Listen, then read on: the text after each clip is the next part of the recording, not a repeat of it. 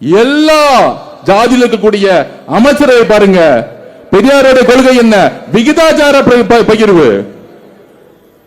அந்த விகிதாச்சார பதவிப்படி 25% தலித் மக்கள் இருந்தா 25% இருக்கு. 8 அமைச்சர்கள் உருவாக்கியது எங்களுடைய சி ஜோசப் விஜய் அவர்கள். இதை மறுக்க முடியுமா? இதை மறுக்க முடியுமா? திமுக குடும்ப ஆதிக்கத்தில் இந்த குடும்பத்துக்கு காலில் விழுந்த அமைச்சர் கொடுத்துட்டு இருந்தாங்க. அதை உடைத்தது எங்களுடைய தலைவர். அடுத்தது மத பெரும்பான்மை பிஜேபியை எதிர்க்கணும், பேசவே மாட்டேங்கிறாங்க. நீங்க எல்லாம் பேசி பேசி டெல்லியில போய் உறவு வச்சுக்கிட்டு நடிச்சுக்கிட்டு இருப்பீங்க. ஒரு வேட்பாளர் அனௌன்ஸ் பண்ணும் பொழுது அவருடைய ஒட்டுமொத்த வாழ்க்கையும் மக்கள்கிட்ட கொண்டு போய் சேர்த்தது விஜய் விஜய் விஜய்னு. எங்க அண்ணன் பேரு மக்களுக்கு விஜயன்னு தெரியும். ஆனா வேட்பாளர் அனௌன்ஸ் பண்ணும் போது எங்க அண்ணன் சொன்னாரு, ஏன் என் பேரை மறைக்கணும் அப்படின்னு அவர் அனௌன்ஸ் பண்ணும்போது சொன்னாரு, என்னுடைய பெயர் சி ஜோசப் விஜய்னு தைரியமா சொன்னார். நான் ஒரு கிறிஸ்துவ குடும்பத்தில் வந்தவன் தான், அதனால என்ன, என்னுடைய மக்கள் என்னை தேர்ந்தெடுப்பார்கள். இந்த தைரியம் தமிழ்நாட்டில் எந்த தலைவருக்கும் கிடையாது. தேர்தல் அரசியலில் நான் எழுதி வச்சுக் கொள்ளுங்கள், எந்த தலைவரும் கிடையாது. தேர்தல் நடக்கும் போது பெரியார் போட்டோ மறைச்சிருவாங்க. இதுதான் தமிழ், இதுதான் திராவிட முன்னேற்ற கழகம். பேசவே மாட்டாங்க பெரியாரை பத்தி. அம்பேத்கரை பத்தி திமுக பேசியிருக்கா இன்னைக்காச்சும்? புரட்சி தலைவர், புரட்சி தலைவர் சொல்லி, அதாவது புரட்சியாளர் சொல்லக்கூடிய அம்பேத்கரை பத்தி இதுவரைக்கும் திமுக ஏதாவது ஒரு மேடையில் பேசியிருக்கா? எங்களுடைய கட்சியுடைய ஆபீஸ்ல அம்பேத்கருடைய சிலை இருக்கா? அறிவாலயத்தில் சிலை இருக்கா இன்னைக்கு வரைக்கும்? சொல்லுங்க திரு மு க ஸ்டாலின் அவர்களே. இல்ல உங்களுடைய மகன் உதயநிதி ஸ்டாலினுக்கு அம்பேத்கரை பத்தி 4 வரி பேச வரியுமா? 4 வரி. நான் ரெடி, இன்னைக்கு ஒரே மேடையில் உட்காருவோம். புரட்சியாளர் அம்பேத்கரை பத்தி பேசுறதுக்கு நான் ரெடி, நாங்க ரெடி. இங்க இருக்கக்கூடிய ஒவ்வொரு தம்பிகளும் ரெடி. கொள்கையை பத்தி பேசுறதா இருந்தா நான் என் மூலம் தேடி கூப்பிட்ட, இது வரைக்கும் வரதே கிடையாது.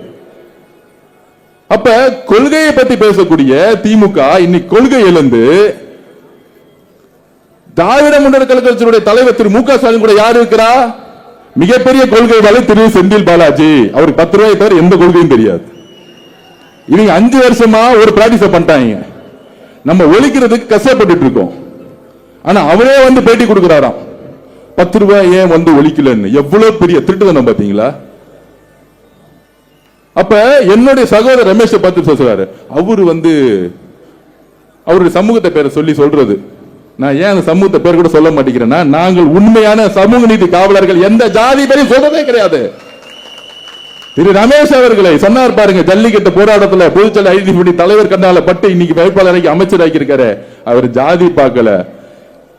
தமிழக வெற்றி கழகம் கஷ்டப்படும் பொழுது எங்களுக்காக ஒவ்வொரு டிவிலையும் பேசி தலைவருக்காக பேசக்கூடிய ஒரு தம்பியா எடுத்துட்டு போய் இன்னைக்கு அமைச்சரா உட்கார வச்சிருக்காரு. யார் யாரெல்லாம் அண்ணன் கூட கஷ்டப்பட்டார்கள் எல்லா இடத்துலயும் ஒரு இடத்துல உட்கார வச்சிருக்காரு. இங்க கூட அமைச்சர்கள்லாம் சும்மா வரல, ரெக்கமெண்டேஷன்ல வரல. எங்களுடைய அண்ணன் உணர்வு ரீதியாக ஒவ்வொருத்தையும் இந்த இடத்துல இந்த அமைச்சர் இருந்தா அவர் செய்வாரு அப்படின்னு டிக் பண்ணி இருக்கிறார். இப்ப கொள்கை பேசுறவங்க திமுக திமுகன்னு ஒரு பிம்பத்தை உருவாக்கக்கூடிய அரசியல் இருக்குல்ல, அதை என்னைக்கே உடைச்சிட்டாங்க. ஜாதி அரசியலையும் மத அரசியலையும் தூக்கி எறிஞ்சிட்டு கடைசியில பெரிய அரசியல் என்ன தெரியுமா? ஒரு சாமானியன், ஒரு ஒடுக்கப்பட்டவன், ஒரு ஏழையிலிருந்து வந்தவங்க ஒரு எம்எல்ஏ ஆக முடியுமா? 50 வருஷ வரலாற்றுல ஒரு சாதாரண ஏழை ஆக முடியுமா? ஒரு எம்எல்ஏ ஆக முடியுமா? அப்ப 108 எம்எல்ஏ ஜெயிச்சாங்களே, அந்த வெற்றியை நான் சொல்றேன். மித்த எல்லா தொகுதியும் திமுக 40-50 கோடி செலவு பண்ணுச்சு. இன்க்ளூடிங் கொளத்தூர் தொகுதியில வந்து செலவு பண்ணாங்க, இன்க்ளூடிங் சேப்பாக்க தொகுதியில செலவு பண்ணாங்க தன்னுடைய மகனுக்கு. ஆனால் இங்க இருக்கக்கூடிய 108 பேர்ல 10 லட்சம் 15 லட்சம் கூட செலவு பண்ணாம அந்த 108 எம்எல்ஏ தமிழக மக்களும் பெண்களும் இளைஞரும் சேர்ந்து உருவாக்கி இருக்காங்க. இது எவ்வளவு பெரிய வெற்றி! உலக வரலாற்றில் திருப்பியும் பதிவு பண்ணுவேன். 1967 அண்ணா உருவாக்கும் போது ஆட்சி மாற்றம் இந்திய எதிர்ப்பு போராட்டத்துக்காக இளைஞர்களால் மாற்றப்பட்டது. 77 எம்ஜிஆர், ஐயோ என் பிள்ளைய கருணாநிதி ஐயா அடிக்கிறாங்களே, அதனால இந்த மகனுக்கு ஓட்டு போடணும், பெண்களும் இளைஞரும் சேர்ந்து ஓட்டு போட்டாங்க. அதுக்கப்புறம் ஒரு மாற்றம் 2026 என்ன நடந்துச்சு? கரூர் மக்களுடைய படுகொலைக்கு அப்புறம் பெண்களும் இளைஞர்களும் சேர்ந்து என் புள்ள திரு விஜய் அவர்கள் முதலமைச்சரா வேணும் அப்படின்னு அன்போட ஒரு முதலமைச்சரை தேர்ந்தெடுத்த வரலாறு தமிழக வரலாற்றில் இதான் முதல் முறை. அப்படி இருக்கும்போது இந்த அன்பையும் நம்பிக்கையும் உடைக்க முடியுமா? போலி பிரச்சாரம் முடியுமா? திமுக போலி பிரச்சாரம் 30 நாள் ஆயிருக்கு. 30 வருஷம் ஆட்சி பண்ணிருக்காங்க திமுக.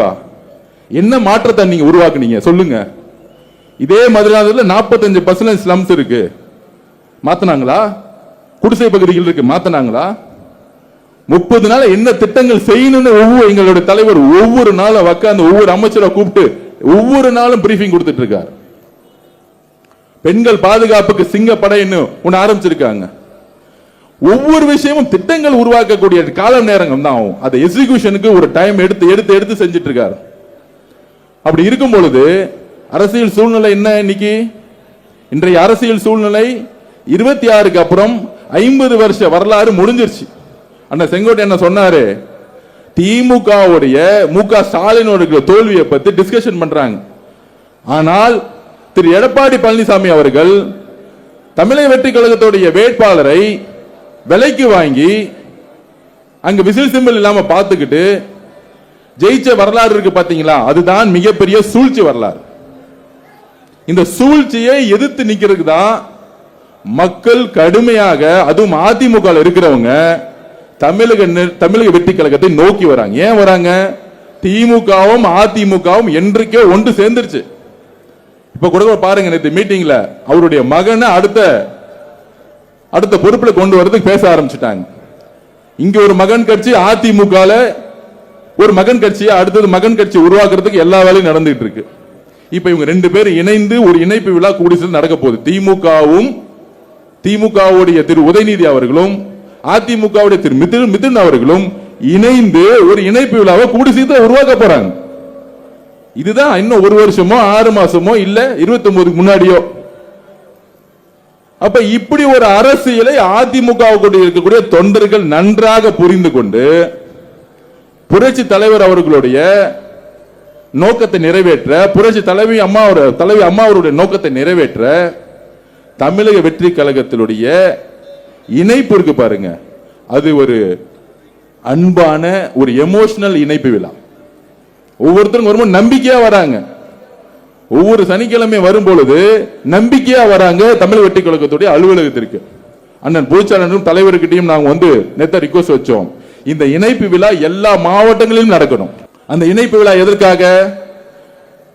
புரட்சி தலைவர் உருவாக்கிய இயக்கம் அழிஞ்சிடக்கூடாது. 30-40 வருஷமா ஒரு ஒன்றிய செயலாளர், ஒரு கிளை செயலாளர், நகர செயலாளர், மாவட்ட செயலாளர் எல்லோரும் கடினமான உழைப்பாளிகள். அந்த உழைப்பை தமிழக வெற்றி கழகம் முழுமையாக பயன்படுத்திக் கொள்ளும்.